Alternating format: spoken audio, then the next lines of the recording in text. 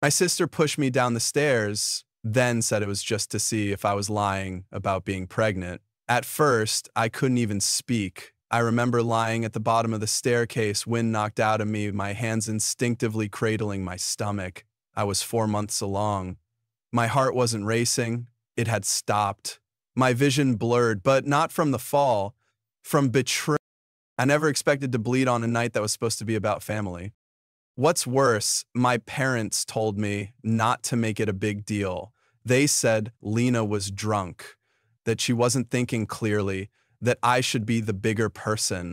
I used to be. But now I'm done being the calm one, the peacemaker, the daughter who swallows pain so her sister can shine. Because what Lena did that night, it wasn't an accident.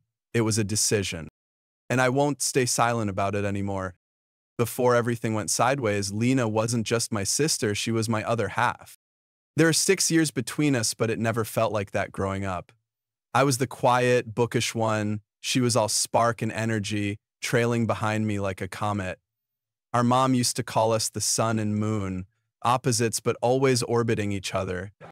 After our dad walked out when Lena was 10, she clung to me like her life depended on it. I was 16, angry, dealing with my own teenage storm. But when Lena came into my room crying at night, I'd put down my homework, scoot over, and let her crawl into bed. I remember whispering, "I'll never leave you," while her small fingers wrapped around mine. And I meant it. Through the chaos of our mom working 2 jobs, through eviction notices and dollar store dinners, I made sure Lena never felt it as hard as I did. I took on part-time work after school so she could keep going to dance class. I lied to mom about how I paid for her costumes and bus fares. I even gave up college tours to stay close and help out at home. When she got accepted into NYU on partial scholarship, I drove her to New York myself, car loaded with secondhand dorm furniture and a box of her favorite snacks. I remember standing outside her dorm, holding back tears while she beamed with excitement. She squeezed me tight and said, "Mon, promise me we'll never grow apart." I said, "Not a chance." And for a while that was true. We talked almost every night. She called me between classes from crappy internships, crying after heartbreaks and laughing after bad dates. I was her constant. And honestly, it felt good to matter that much to someone. When she got engaged to Mike, I had my doubts. He was flashy, smooth-talking, the kind of guy who showed up late and left early. But Lena was glowing, so I kept quiet. I threw myself into planning her dream wedding, despite working full-time and barely sleeping. I handled the bridesmaid drama, talked mom down from her usual control-freak rants, and even paid off one of the vendors behind the scenes when Lena's credit card got declined. Then the night before the wedding, Mike cheated, got blackout drunk at his bachelor party, and hooked up with a coworker. The next morning, he didn't even show up, sent his best friend to deliver the news. Lena collapsed, and I was the one who picked up the pieces. I drove her home, packed up the decorations, canceled the caterers. For 3 months, she lived in my apartment. I cooked her meals, sat beside her during therapy sessions, bought her wine on the nights she couldn't sleep. I was there, fully, without question.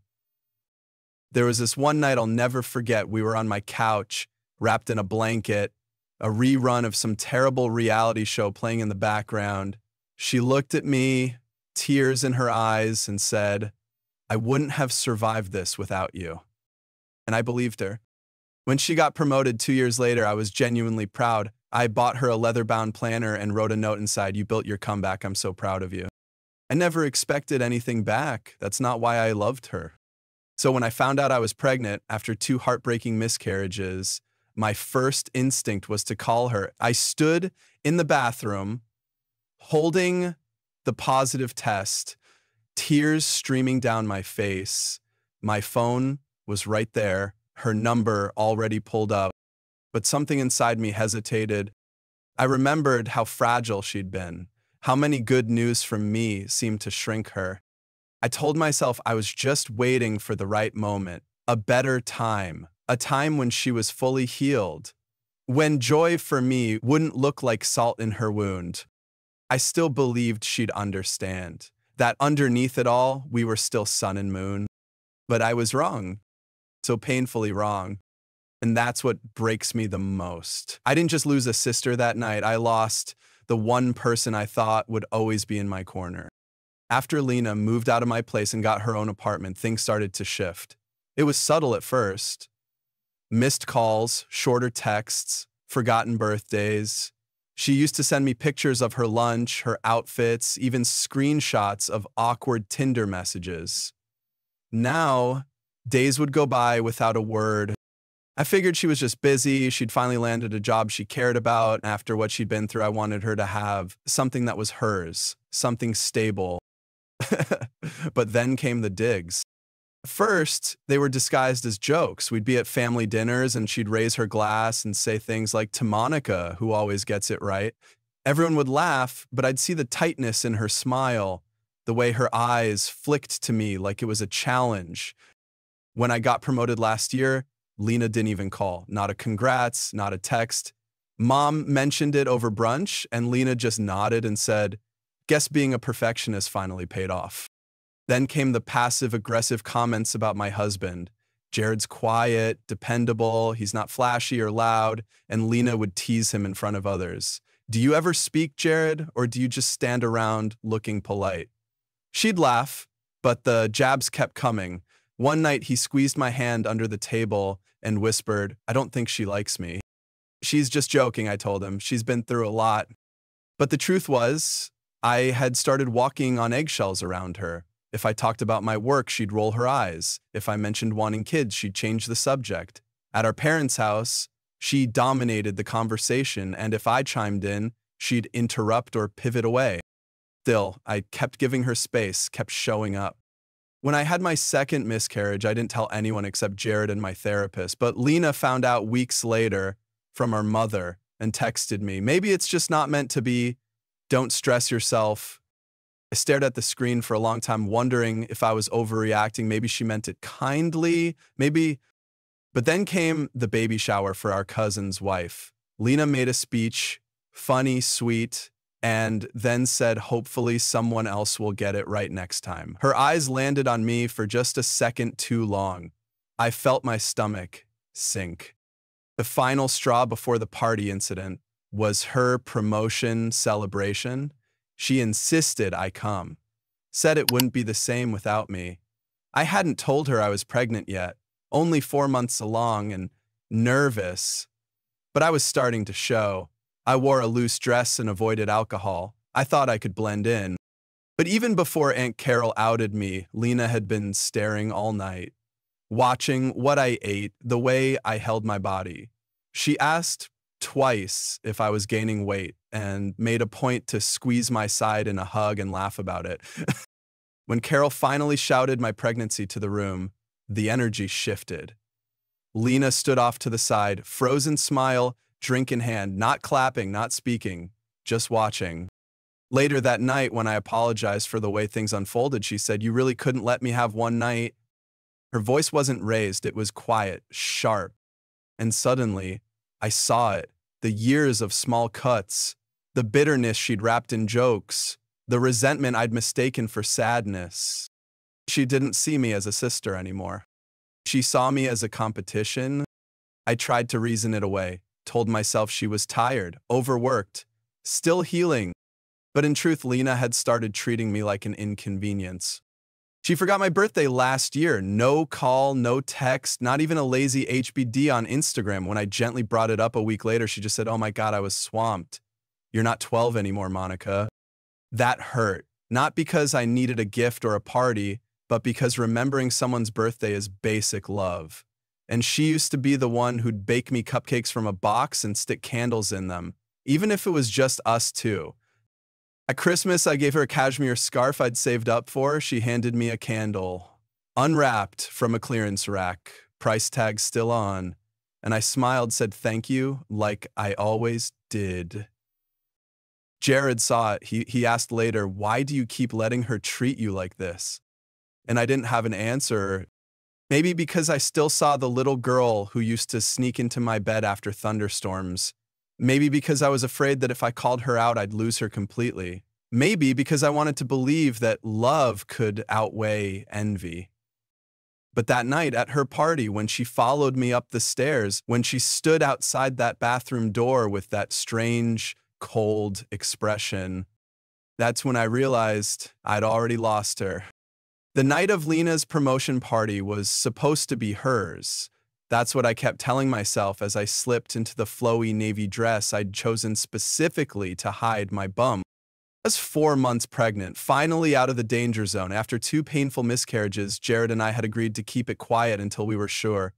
Only our doctor and a handful of friends knew, not even our parents. And definitely not Lena. I didn't want to overshadow her big night. She had worked hard to get here, and despite the strain between us, I still wanted to show up for her. I still believed that somewhere beneath the tension, we could come back from this. I smiled through the nausea, through the heat and the crowd and the small talk. Everything was going fine until it wasn't. It happened in the kitchen. I had stepped away from the noise, sat on the edge of a chair with a glass of water, rubbing my ankle absent-mindedly. That's when Aunt Carol came in. She looked at me for a moment, her eyes narrowing. Then she smiled, tilted her head and said, "You're glowing, sweetheart. Is there something you want to tell me?" I froze.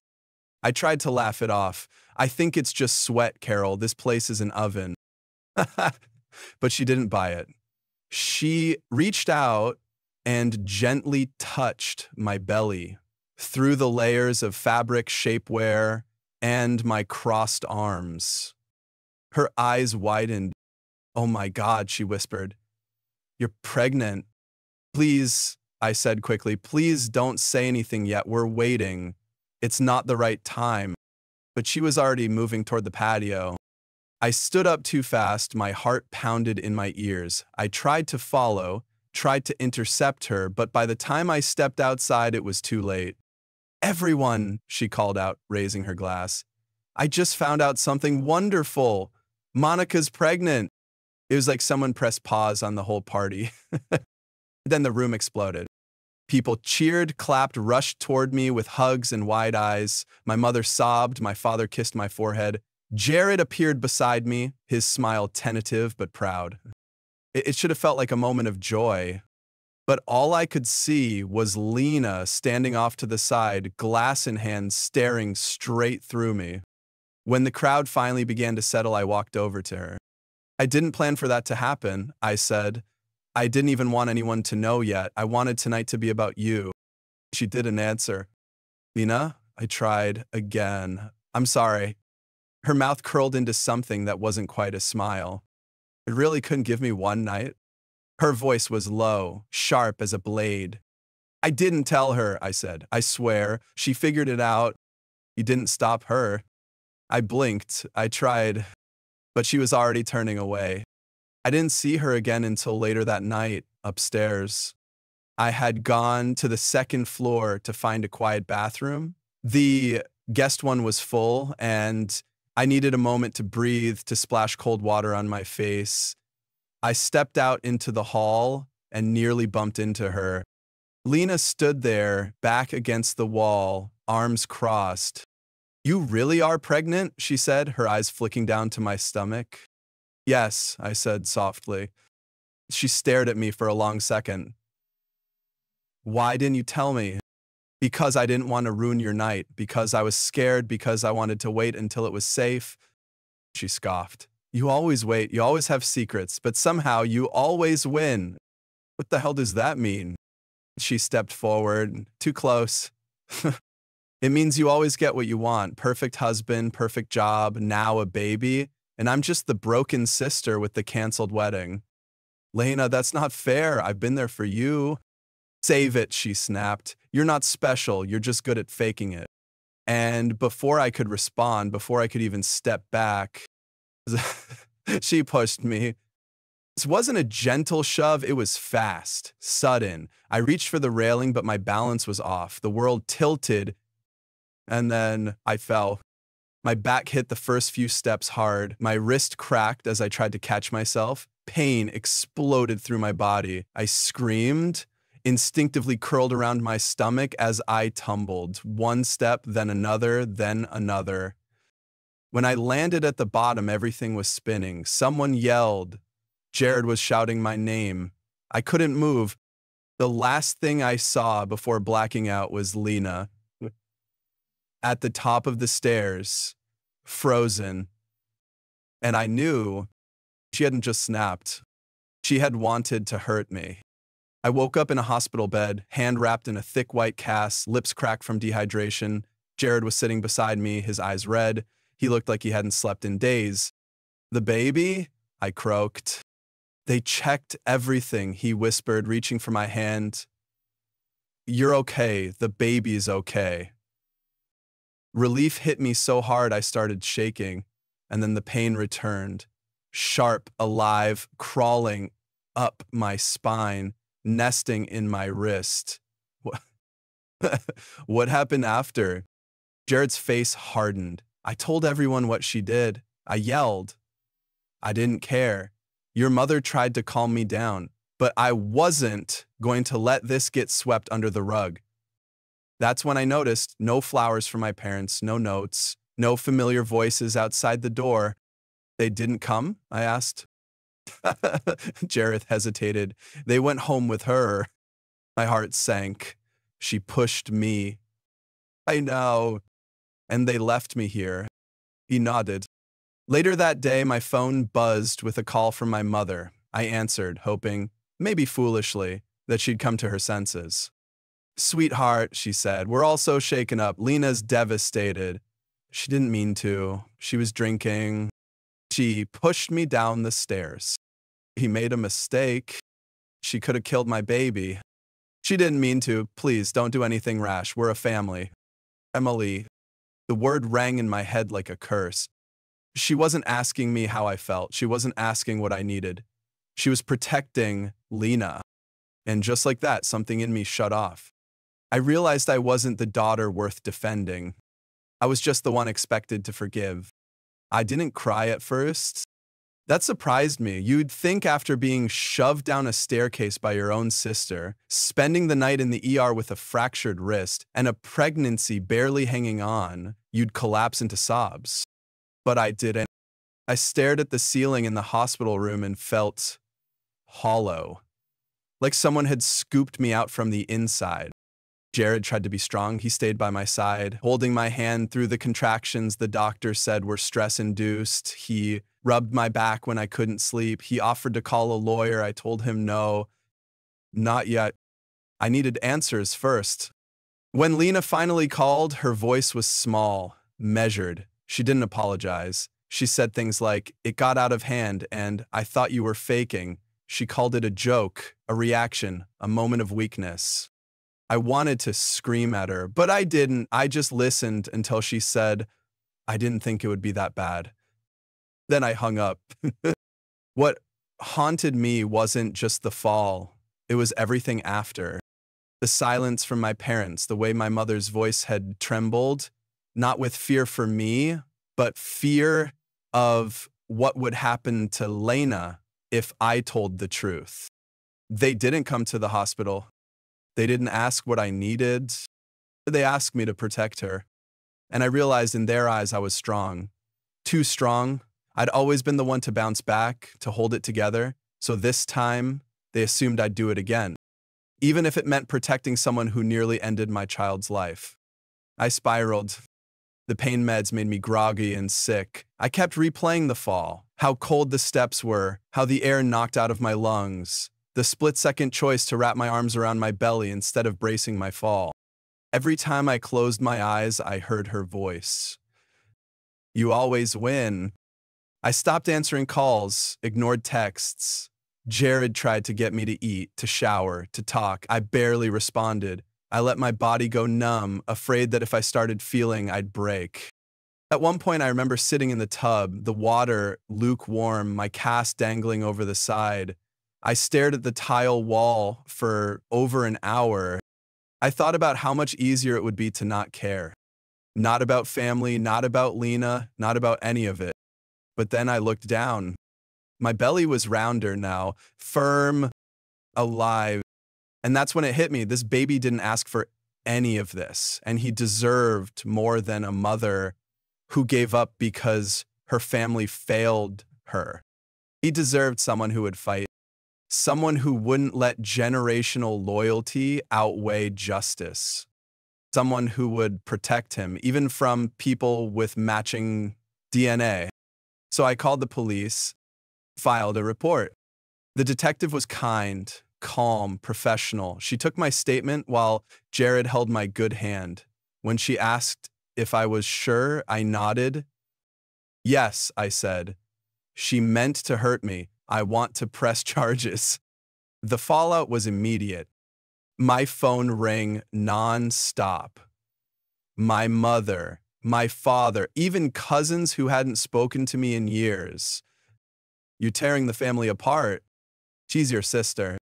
She didn't mean it. Don't ruin her life over one mistake.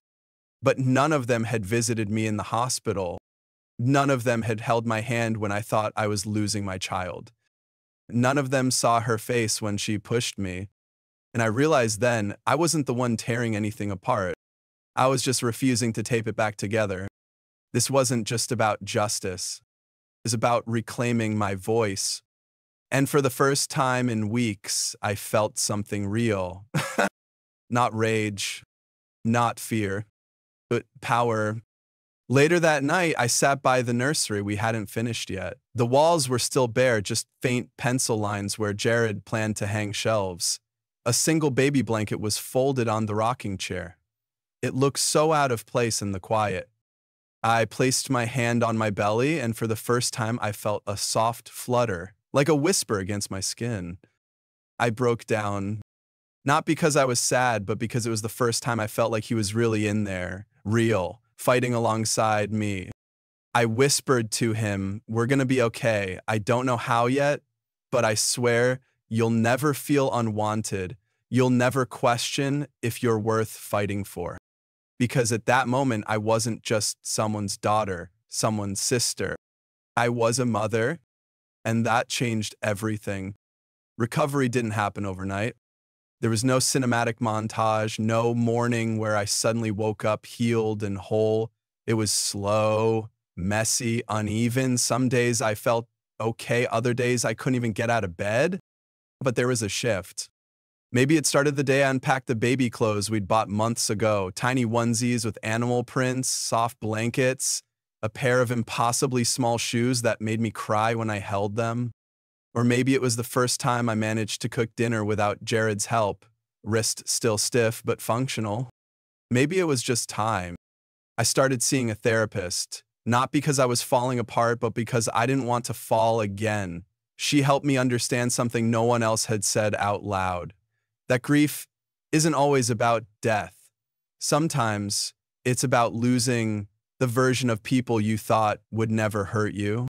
I had to grieve my parents, grieve the idea that they'd always protect me, that blood meant loyalty, that love was unconditional. It wasn't not for them, but it could be for me, for my child. So I began to build something new. Jared and I talked more about boundaries, about how to raise a child without passing down silence and guilt as family traditions. We agreed we wouldn't lie to our son, not about the hard things, not about who stood by us and who didn't. We wouldn't let him grow up thinking love meant pretending. One afternoon, as we painted the nursery pale green, Jared asked, "What do you want to name him?" I paused. There were so many names I had once loved, family names, names tied to my past, but none of them fit anymore. "We'll give him something strong," I said, "something new, a name with no ghosts." We chose Caleb, not after anyone, not for any reason other than we liked how it felt, hopeful, clean, ours. The day of Lena's court hearing, I didn't go, I didn't need to.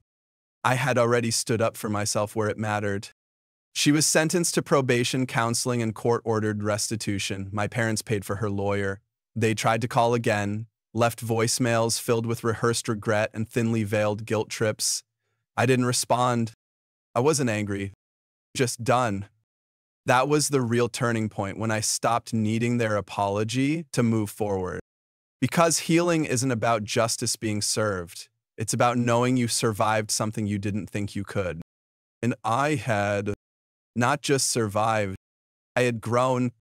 I had become a woman who knew her worth, a mother who would protect her son, a wife who had learned how to lean on love without shame. There was still pain, still moments when I missed what used to be, still dreams where Lena smiled like she used to and we were just sisters again, unbroken. But they were just dreams. I woke up every morning next to the man who never left my side. I made breakfast. I read parenting books. I sang to my belly. I learned how to sleep on my side without pain.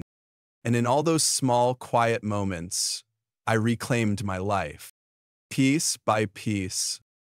1 week before my due date, I took a walk alone for the first time in months.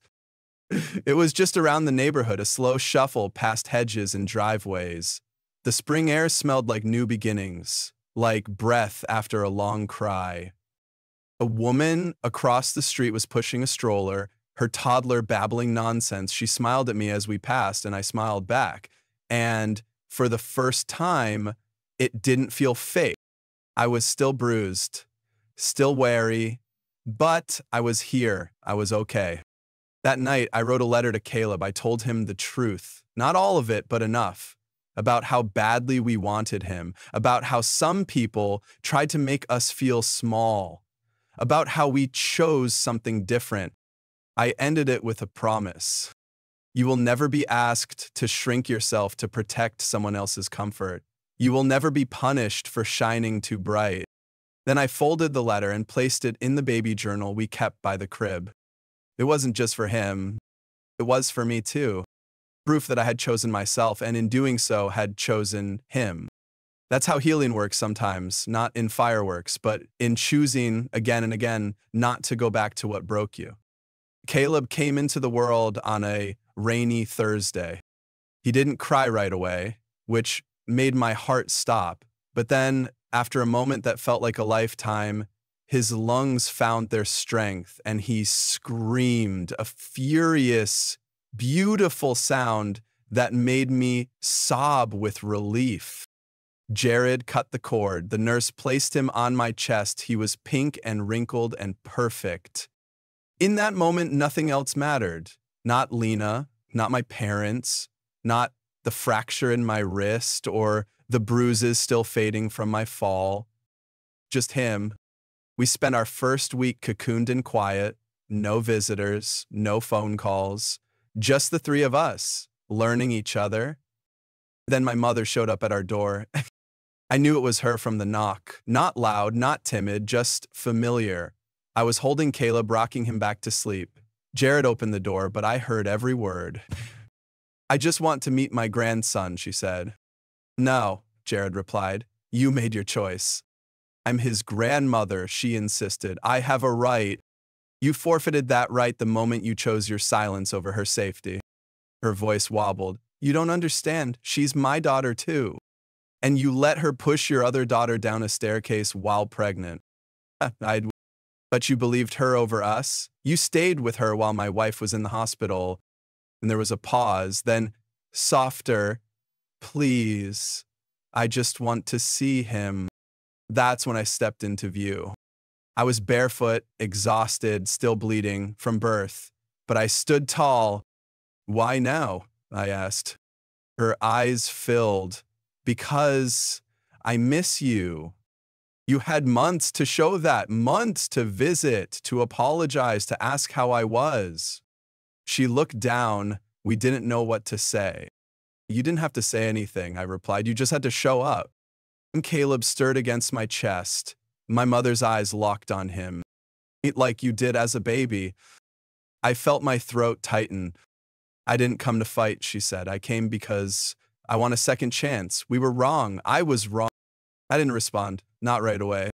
Because here's the truth no one tells you. Sometimes forgiveness isn't about the other person. It's about reclaiming your peace. But sometimes it's not possible. Did Lena send you? I asked. My mother flinched.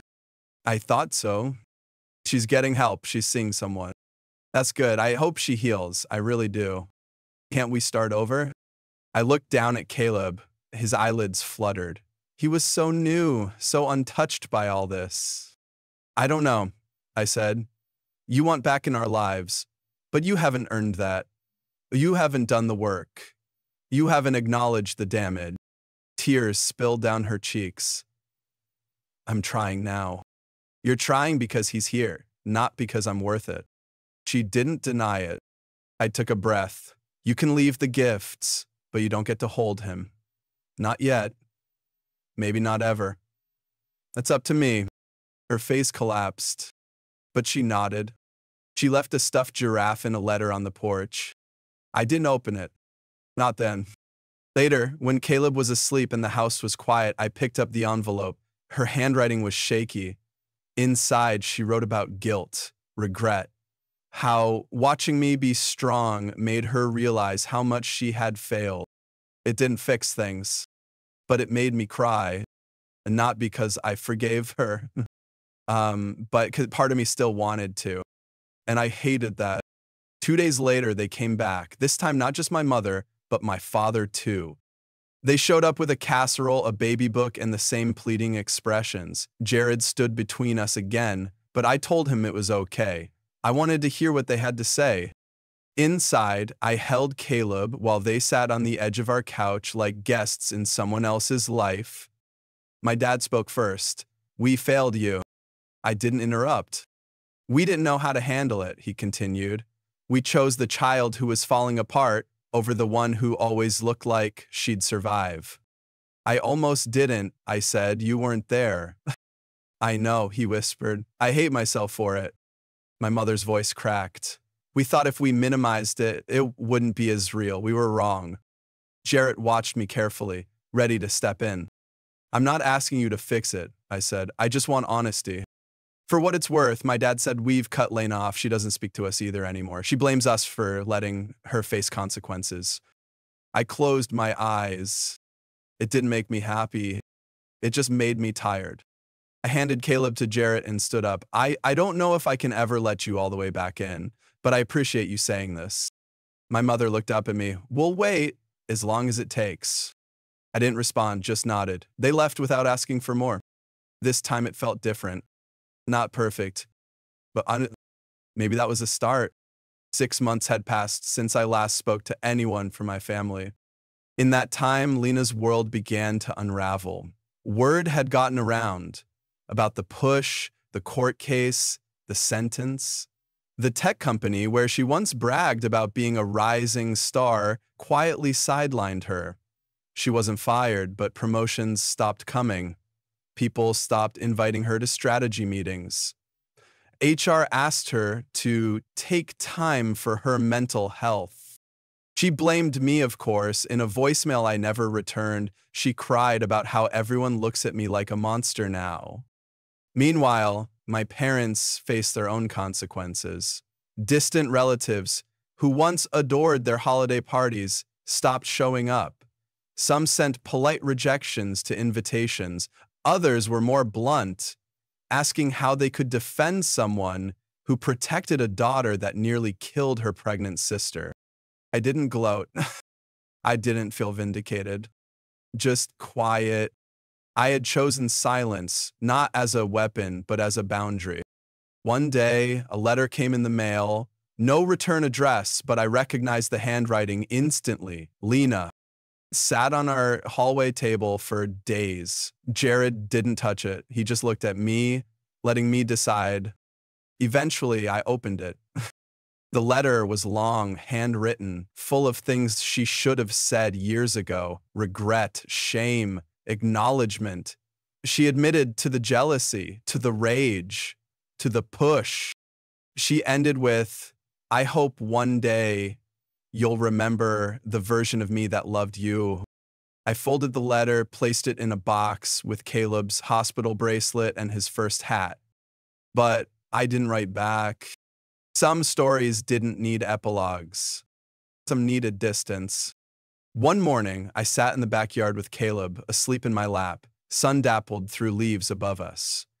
Jared was inside singing along to some old soul record while cleaning up breakfast.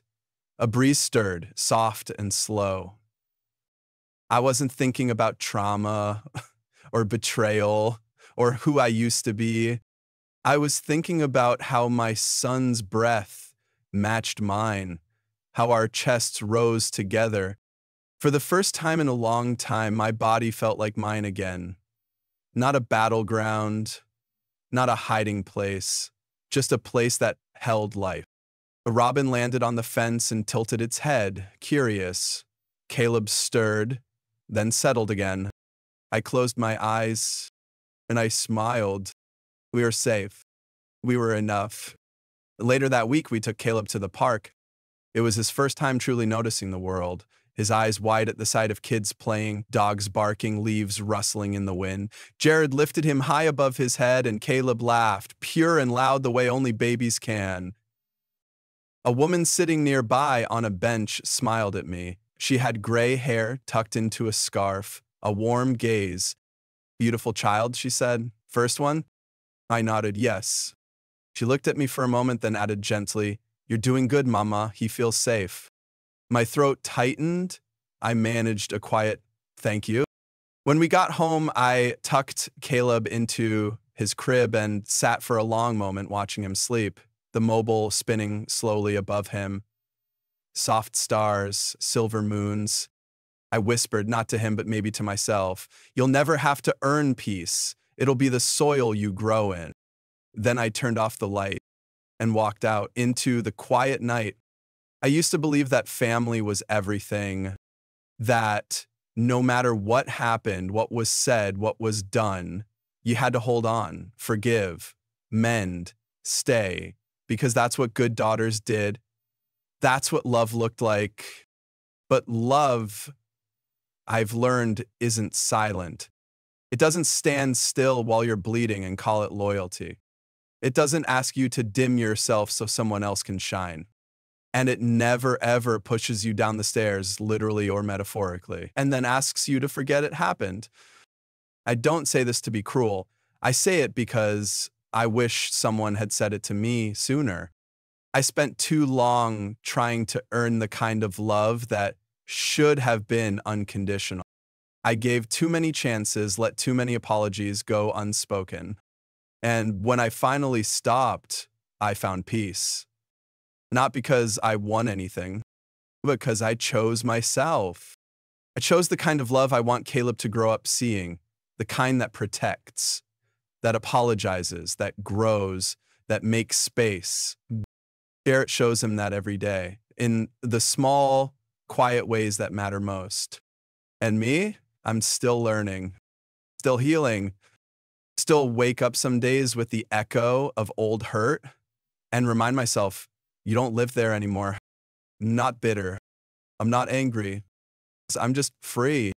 And that, more than anything, is the legacy I want to leave behind. That you can survive betrayal. You can walk away from the people who gave you life and still build a life worth living. You can rewrite the definition of family. And you can choose peace even if it costs you everything that came before it. Because sometimes peace is the beginning, not the end. One night, I stood at the window holding Caleb against my shoulder, his breath soft and warm on my collarbone. Outside, the wind stirred the trees, scattering petals across the porch, like confetti from some quiet celebration. I thought of my childhood house, the porch swing, the sound of my father's laugh, the scent of my mother's perfume.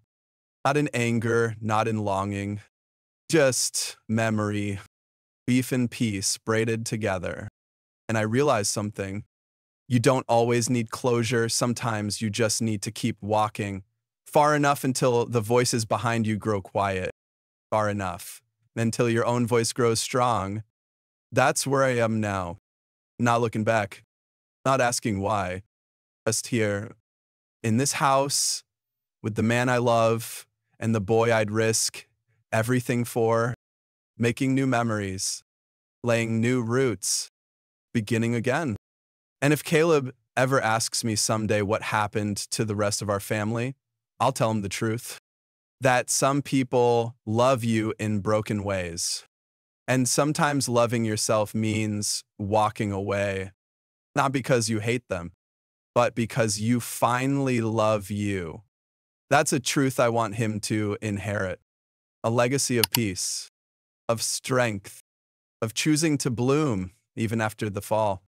This morning, the sun came in through the blinds and landed on Caleb's tiny face.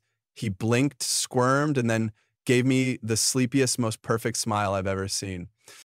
Jared brought me coffee in bed, his hair a mess, his eyes soft with love.